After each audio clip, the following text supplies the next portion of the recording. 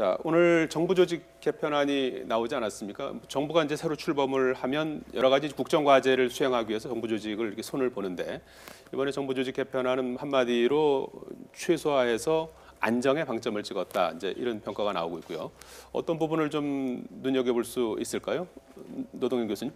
뭐 하여튼 지금 말씀하신 대로 기본적으로 어떤 인수위 과정을 거치지 않았기 때문에 대폭적으로 문재인 정부의 어떤 새로운 뭔가 이게 색깔을 보여주는 그런 개편하기 어려웠을 것 같습니다. 지금 와서 뭐 대폭적으로 개편한다면 상당히 또 오랜 시간이 걸리고 야당과 힘겨루기 하는 과정도 만만치 않을 테니까요.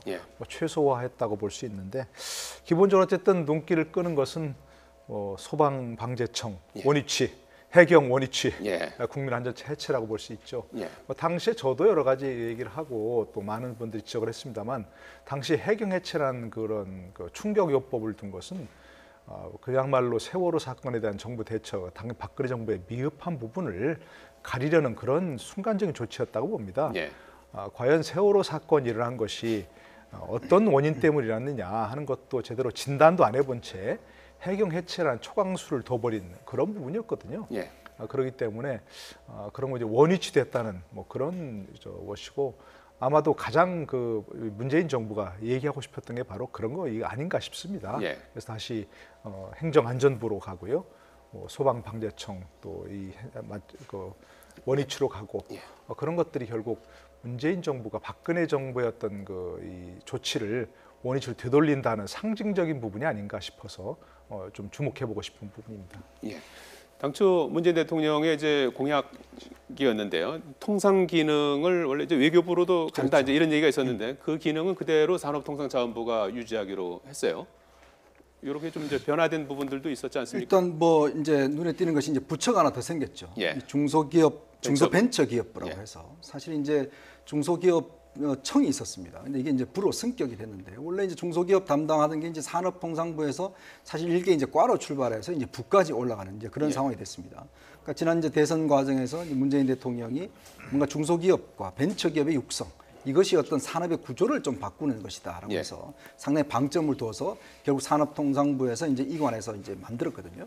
문제는 이제 그러면 이제 앞으로 산업 정책이 이제 두 갈래로 진행이 되게 됩니다. 어떤 면에서 보면 이제 산업부가 그동안 항상 산업의 전반적인 정책, 즉 대기업 정책 같은 경우에 이제 중심적으로 산업부가 이제 짜왔는데 이제는 대기업 같은 경우는 이제 산업통상자원부에서 그다음에 중소벤처 같은 경우는 이제 중소벤처기업부에서 이제 육성하게 되는 어떤 면에서 보면 좀 분리되는 수가 있는데 어떤 면에서 보면 또 이게 중복될 가능성도 충분히 있습니다. 업무 이관을 놓고 상당한 논란이 있을 아마 수도 이제 업무 이관과 산하기관 이거 아무튼 이제 지금부터 본격적인 아마 전쟁이 시작될 텐데 아무래도 산업통상부에서 이제 중소기업청을 빼오다 보니까 산업부가 상당히 좀 왜소하게 돼버렸어요. 그래서 이제 당초에 어떤 통상교섭본부의 어떤 외교부 이관 자체도 그냥 원리치로 그냥 해서 산업부 자체 유지하게 만들었고 그리고 현재로서는 일단 통상교섭 관련해서 한미 FTA라든지 여러 가지 현안들이 있지 않습니까? 그걸 다시 이제 외교부로 넘길 경우에 여러 가지 좀 정책한 시간도 걸리기 때문에 일단 아마 이거는 장기적 과제로 남겨두는 것 같습니다. 뭐 당장 없는 것이 아니고 일단 이제 현재 어떤 상황들을 좀 대처하기 위해서 일단 현재 어떤 부서를 그대로 유지하는 그런 골격을 일단 갖추게 됐다 이렇게 말씀할 수 있겠습니다. 최준병 교수님은 어떤 부분이 좀 눈에 띄던가요? 역시 이제 중소기업, 중소벤처기업부죠. 이게 눈에 띄죠. 왜냐하면 문재인 대통령이 계속 주장하고 있는 게 일자리 창출 아니겠습니까? 근데 일자리 창출이 결국은 중소기업이나 벤처기업을 활성화시키겠다고 하는 것이 문재인 정부의 기본적인 입장이라고 본다고 하면 이 중소기업청을 부로 승격을 시키면서 장관급으로 격상을 시키고 이걸 좀 더 확대시켜서 산업부에 있는 일부의 업무까지도 가져오게 하는 것은 결국 일자리를 더 많이 만들어내겠다고 하는 강력한 의지를 보여주는 그런 정책이라고 보여지고 사실 최소한으로 정부 조직을 개편하면서 빠른 시간 안에 정부 조직이 안정적으로 돌아가도록 만들겠다는 의지도 보여줬고요. 또 한 가지는 국회에서 만약에 정부 조직을 많이 손을 대게 되면 국회 통과하는 과정에 상당히 어려움과 진통이 있을 수밖에 없어요. 그런데 오늘 발표를 보면 대체로 자유한국당 입장에서 잘된 결정이다라고 하는 반응이 나오는 걸 보면 빠른 시간 안에 이 정부 조직 개편안이 처리가 돼서 바로 업무에 들어가서 업무가 제대로 돌아갈 수 있도록 하겠다고 하는 것이 문재인 정부의 원칙이라고 생각이 되고 또 한 가지 이제 소방방재청, 소방청이나 아니면 해양경찰청을 다시 독립시키는 것은 아까 노 교수님 말씀하신 것처럼 그야말로 행사 어떤 이미지 차원에서 그렇게 바꿔졌던 부분이 있거든요. 그 예. 부분을 환원시킨다고 하는 것은 업무가 제대로 돌아갈 수 있도록 한다는데 또 사실 해양경찰청이 갖고 있는 업무 자체가 상당히 큽니다. 그런 예. 부분도 고려가 됐다고 볼 수 있고 한 가지 더 이제 또 눈에 띄는 것이 있는데 그게 뭐냐면 국토교통부에서 갖고 있었던 수자원 예. 개발이나 아니면 수질 관리 업무를 환경부로 넘겼어요. 예. 그건 결국 수자원 관리가 결국은 환경과 밀접하게 연관돼 있다고 하는 것이 문재인 정부의 판단이고 결국 환경부가 전체적으로 환경 오염이라든지 아니면 수질 관리를 함께 하면서 예. 수자원 관리도 하도록 하는 그게 다른 정부와 좀 차별화가 보여지는 부분이라고 볼 수 있겠습니다. 예, 한 가지만 더 좀 여쭙고 다른 주제로 넘어가 봐야 될 것 같은데요. 대통령 핵심 공약이었던 국정원 개편이라든지 공수처 신설 이런 것은 이번에 포함이 안 됐거든요. 그런 뭐 다음 기회로 넘어간 건가요? 네, 그 예. 부분은 이제 뭐 국정원 개혁이라든지 검찰 개혁이라든지 이런 부분과 밀접하게 연관된 부분이고요. 예. 또 특히 이제 공수처 신설이나 이런 부분은 이견이 굉장히 많은 분야입니다. 예. 야당에서 이제 반대하고 있고요. 또 검찰 개혁이라는 것은 역대 정권에서 다 시도했지만 어렵다는 것은 결국 국회에서 법을 통과시켜야 되는 부분이 있거든요. 예. 그렇기 때문에 아마 이번에 이제 거기까지 포함시킨다면 이 전체 이 정부주의 개편 전체가 어려움을 겪을 가능성이 있기 때문에 그 부분은 이번에 포함되지 않았지만 어쨌든 권력기관 개편이라고 개혁이라고 하는 그런 부분과 함께 추진이 될 걸로 그렇게 보입니다. 예. 자, 조금 전에 청와대가 그동안 여러 차례 미뤄왔던 사드 보고 누락과 관련해서 발표하지 않았습니까? 뭐 여러 차례 미뤄지기도 하고 상당히 이제 강도 높은 그 조사가 이루어졌고요. 파장도 뭐 일파만파 이제 외교적인 문제까지도 이제 거론이 됐었는데 최종적으로 위승호 국방부 국방정책실장 3스타죠. 네. 위승호 국방정책실장이 사드 보고 삭제 지시를 했다는 거죠. 보고 누락을 그렇죠. 했다는 거죠. 일단 아마 오늘 청와대 발표를 보면 일단 좀 사태를 좀 수습하겠다는 좀 의지가 좀 강한 것 같습니다. 예.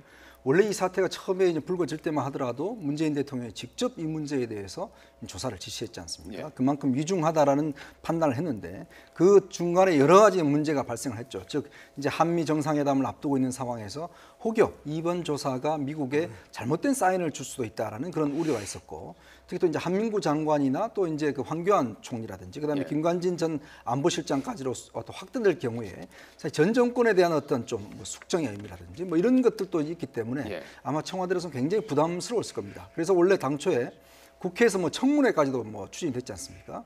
그러다가 청문회는 다 취소가 됐고 예. 나름대로 이제 오늘 발표를 한 것을 보면 일단 어느 사태를 좀 수습해 나가겠다는 것 취지 같고 일단은 이제 한민구 장관까지는 이제 어떤 그 선에서 끊었어요. 예. 그러고 보면 지금 이제 국방부 위승호 정책실장이 일단 본인 판단하에서 한미 간에 그동안 이걸 자체를 이제 보도하지 않기로 했기 때문에 어떤 그냥 정계라는 형식을 통해서 애매모호하게 표현을 했다. 예. 이렇게 이야기를 하고 있는데 저는 좀 아직 이해할 수 없는 측면이 있습니다. 예. 왜냐하면 사드 문제 같은 경우는 굉장히 중요한 문제고 사실 대통령한테 어떤 면에서 보면 좀 특별 보고를 해야 되는 그런 문제지 않습니까? 예. 근데 지금 유승호 지금 실장의 어떤 그 행위를 보면 일반 언론 상대하듯이 언론에 대해서만 공개하지 말라고 한 것이지 국가 통수권자한테도 이걸 비밀로 하라는 것은 아니었거든요. 예. 그러면서 본다면 왜 그러면 이렇게까지 축소했던가? 단지 그 이유가 어떤 한미 간의 어떤 그런 어떤 이 약속 때문에 그랬던 것인지 아니면 뭔가 또 다른 이유가 있는 것인지는 좀 더 이거는 좀 더 밝혀봐야 되는데 일단은 청와대는 더 이상 사태를 확대하는 것에 대해서는 상당히 아마 부담스러웠던 것 같습니다. 예. 환경 영향 평가 뭐 회피 정황도 파악이 됐다고 하는데요. 이거는 이제 어떻게 봐야 되는 겁니까? 그러니까 이 부분도 사실은 이런 거 아니겠습니까? 사드가 들어오려면 환경 영향 평가를 해서 적정한지를 판단한 다음에 사드가 들어올지 말지를 결정해야 되는데 그 절차가 지금 사실은 생략되고 먼저 들어와 있는 상태예요. 그리고 이제 환경 영향 평가를 간단하게 좀 약식으로 하고 이런 식으로 처리를 하려고 추진돼 왔었죠. 예. 그 부분에 대해서 이제 문재인 대통령이 문제를 제기하고 있는 것이고요.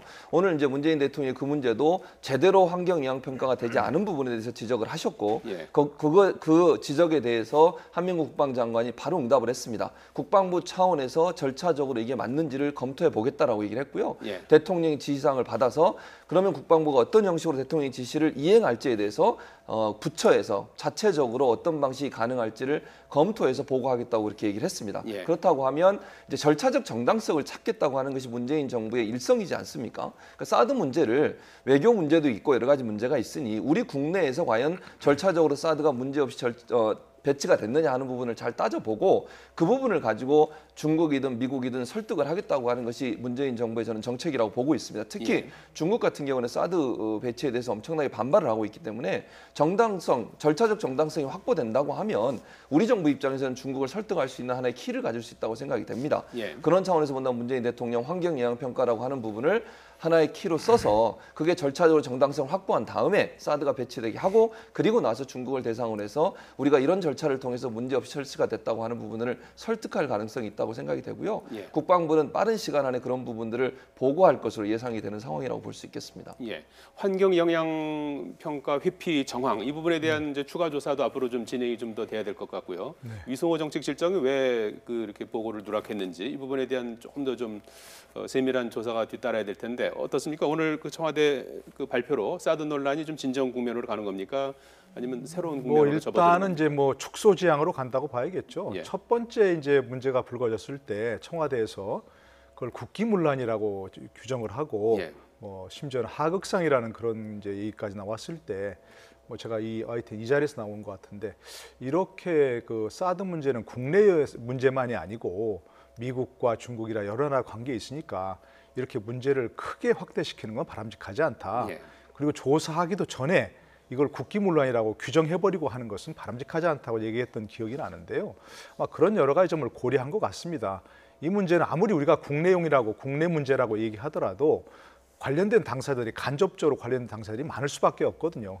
그리고 미국이라든지 중국이라든지 예의주시하고 있는 상황이고요.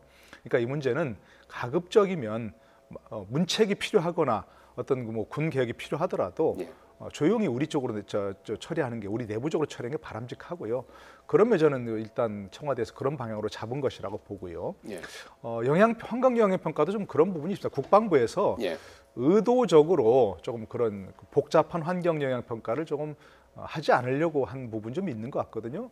전략 영향 평가를 해야 한다면 이건 사계절 내내 해야 되는 겁니다. 사계절 내내 해서 어떤 계절별로 어떤 영향을 미치는가 하는 걸 평가를 해야 되는데 이 민간 토지를 매입하거나 취득하면 반드시 해야 되는데 이건 민간 토지를 매입한 것이 아니고 교환했기 때문에 이건 바로 국유지가 된 거다. 그래서 그게 필요 없다는 이제 국방부 입장이었고요.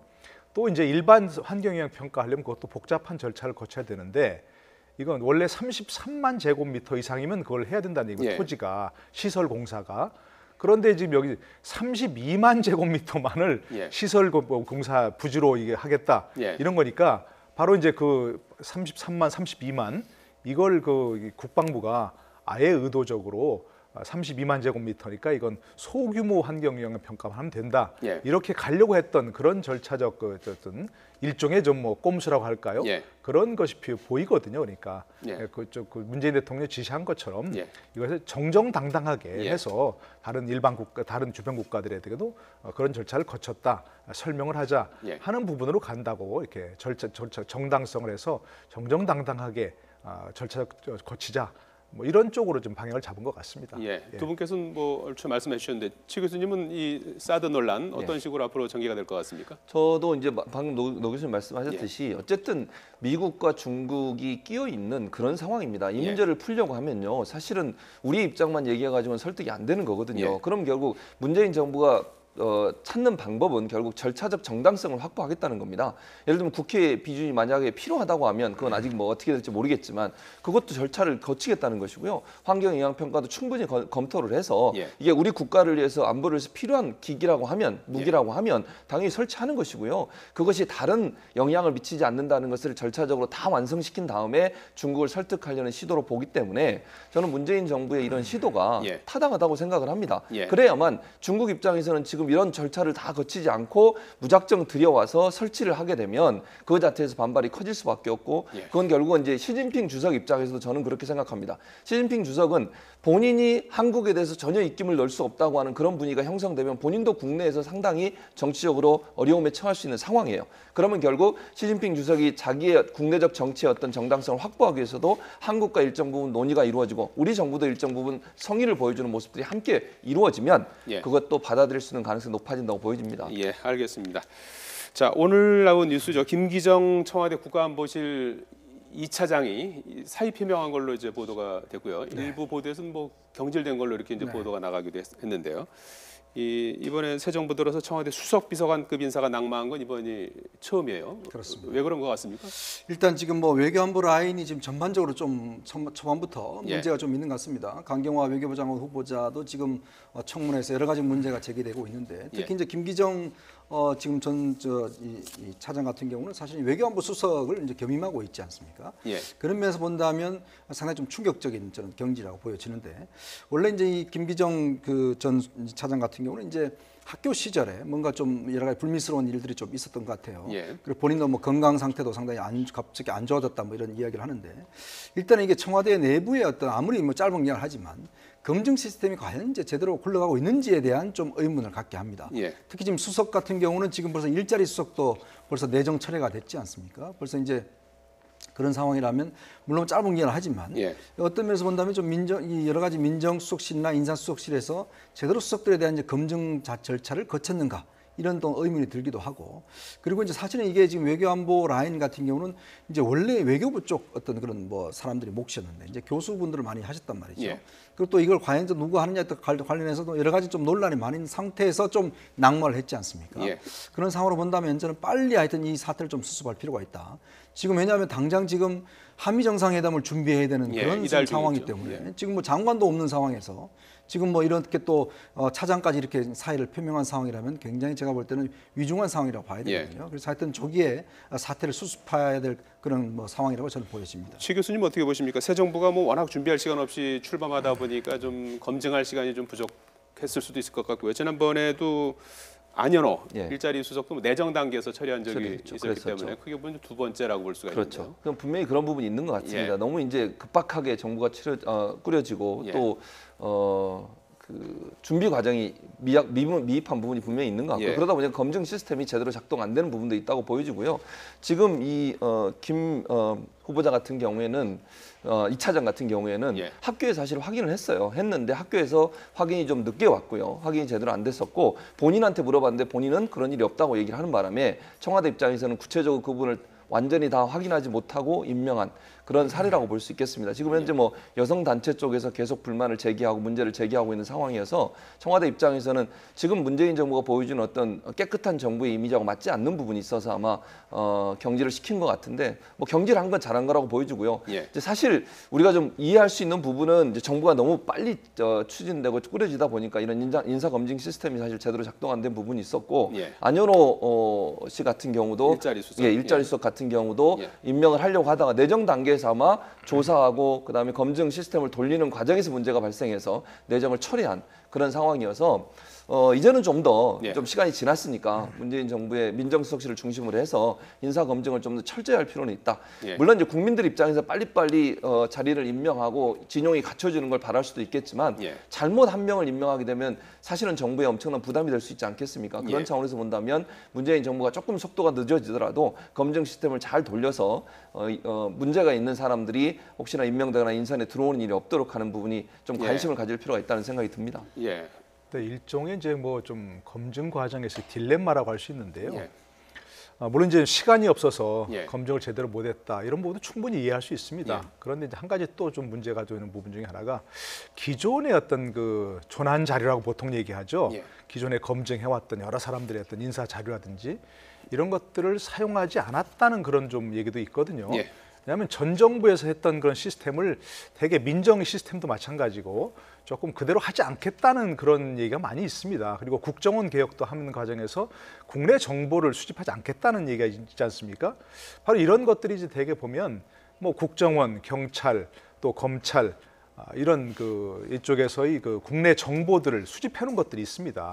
근데 그런 것들을 이제 그 민정수석의 어떤 폐해가 크니까 민정수석실의 폐해가 크니까 활용하지 않겠다.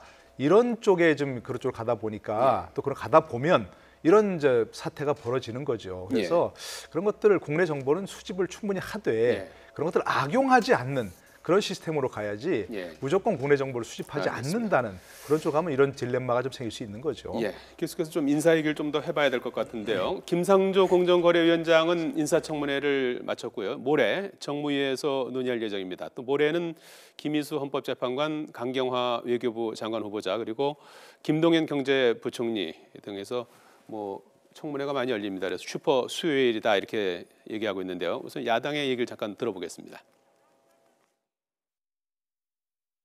정부 여당이 보고서 채택 등 임명을 강행한다면 제1야당 입장에서는 문재인 대통령이 말하는 협치와 소통은 완전히 끝났으며 국회 인사청문회를 계속해야 할지부터 우선 인사청문회에서 김 후보자에 대한 각종 의혹들이 말끔하게 해소되지 못한 점을 아쉽게 생각합니다만 후보자가 대표적 재벌 개혁론자로서 평생을 경제민주화를 위해 헌신한 점을 감안할 때 청문위원들과 원내 지도부 간의 심도 있는 논의를 통해 당의 입장을 정리할 것입니다. 필요하다면 의원총회를 열어 충분한 시간을 갖고 신중하게 결론을 내리도록 하겠습니다. 예, 들으신 것처럼 자유한국당과 국민의당의 약간 입장 차이가 좀 느껴지셨을 텐데요. 자유한국당은 일단 김상조 후보자하고 강경화 후보자에 대한 맹공을 이어갔는데요. 어떻게 전망을 하십니까? 최 교수님. 예. 일단은 저는 이제 국민의당의 뉘앙스가 약간씩 변하고 있는 걸 우리가 예. 눈여겨볼 필요가 있다는 생각이 들고요. 국민의당 내에서도 호남 출신 의원들이 많지 않습니까? 예. 호남 출신 의원들 입장에서는 입장이 상당히 이걸 청문 보고서 채택을 하자는 쪽으로 이렇게 여기에 모이지는 것을 알려지고 있는 상황입니다. 예. 그걸 사실은 김동철 원내대표가 일정 부분 반영해서 발언을 했다고 보여지고요.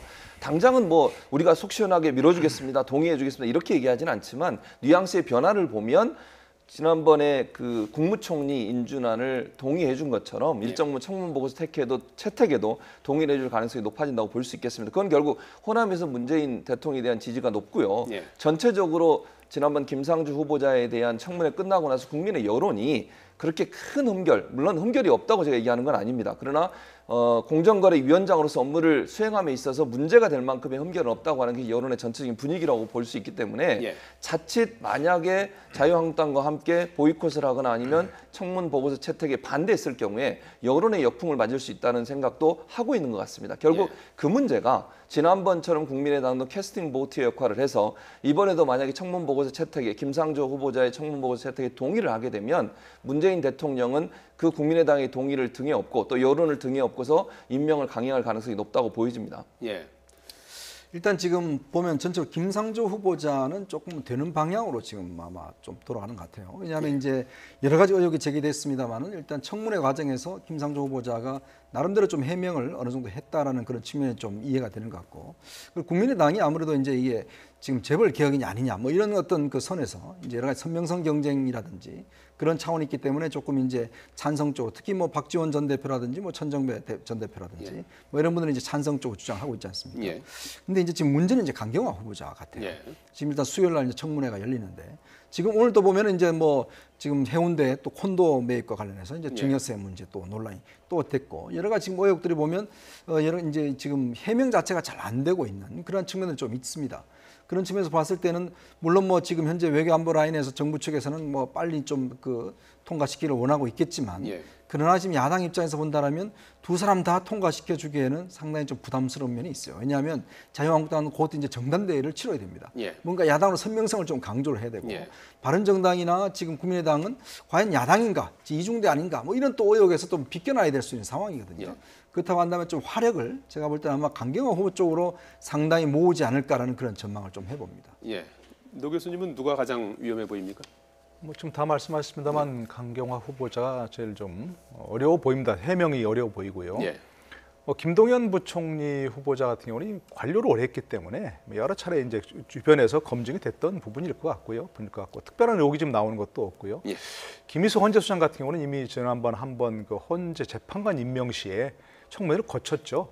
그 얘기 나온 것들이 다 재탕입니다. 지금 다 얘기 나온 것들이 이제 관점이 어떻게 보느냐 다른 뿐이지 한번 다 나왔던 얘기들이 똑같이 나오고 있기 때문에 뭐 큰 문제는 없어 보이고요. 예. 그러나 이제 강경 후보자는 처음이고 또 여성 후보자에다가 또 비외무고시 출신이라는 점에서 굉장히 주목을 받고 있는 상황이거든요. 그런데 저렇게 아까 이제 여러 화면에 나왔습니다만 여러 가지 조금 약간은 석연치 않은 문제들이 계속 나오고 있어요. 또 지금 이제 지적하셨습니다만은 무슨 그 배우자와 또 딸이 함께 콘도미니엄을 매입했는데 예. 증여세를 내지 않았다. 이제 이런 부분이고요. 저도 이제 여러 가지 알아보니까 그런 경우는 이제 그 설사 예. 아버지가 돈을 다 냈다 하더라도 공동 명의로 등록을 했으면 등기를 했으면 증여세를 내야 한다라는 얘기도 있고요. 본인은 이제 그 본인의 해명은 그걸 아버지가 돈을 다 내고 나중에 또 팔아서 아버지가 돈을 다 가져왔기 예. 때문에 딸에게 증여한 것은 아무것도 없다 그런 얘기입니다. 그러나 예. 증여세는 증여한 사실이 있는 자체에서 증여세를 내야 되거든요. 나중에 돈을 돌려줬어도 증여세를 내야 되는 상황입니다. 예. 그러니까 그러면 아무래도 조금 예. 문제가 좀 있어 보입니다. 예. 근데 청문회에서 예. 청문회라는 건 이제 히어링이니까 말 예. 그대로 어떤 해명을 하는지 잘 들어보고 판단해야겠습니다만 예. 어쨌든 만만치 않은 그런 상황일 것 같습니다. 단단히 준비해야 될 것 같군요. 그러니까요. 예, 노동일 경희대학교 법과대학 교수 이현종 문화일보 논설위원 최진봉 성공회의대 교수였습니다. 세 분 고맙습니다. 네.